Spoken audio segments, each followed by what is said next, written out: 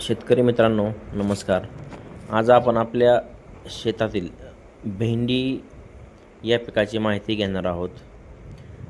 तर ही राधिका व्हरायटीची भेंडी आहे.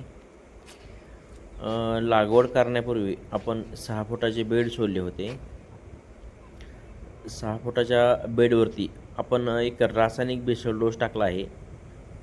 त्यामध्ये आपण DAP 2 बॅग, निंबोळी 2 bag, potash 1 bag, micro nutrient 10 kilo, Bensulf 10 kilo, humic acid 10 kilo, magnesium sulphate 25 kilo ह्या अशा पद्धतीने आपण बेसल डोस घेतला होता. त्याच्यानंतर आपण लागवड केली होती. ही झिगझॅग पद्धतीची लागवड आहे. साधारणपणे एक अर्धा ते पाऊण फूट अंतर झिगझॅग पद्धतीचं आहे. त्या पद्धतीने आपण लागवड केलेली आहे. चांगल्या पद्धतीचं उगवण क्षमता त्या भेंडीची म्हणजे त्या व्हरायटीची आपल्याला दिसत आहे.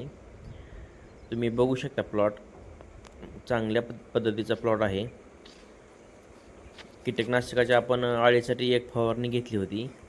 डेलिगेटची फवारणी आपण केली होती. त्याच्यामुळे अळीचा प्रादुर्भाव कुठेच दिसत नाही. ह्युमिक ॲसिड ड्रिंचिंग आपण केली होती. ह्युमिक ॲसिड मायक्रो न्यूट्रंट याची आपण ड्रिंचिंग केली होती. आज आपला हा 30 दिवसाचा भेंडीचा प्लॉट पूर्ण झालेला आहे.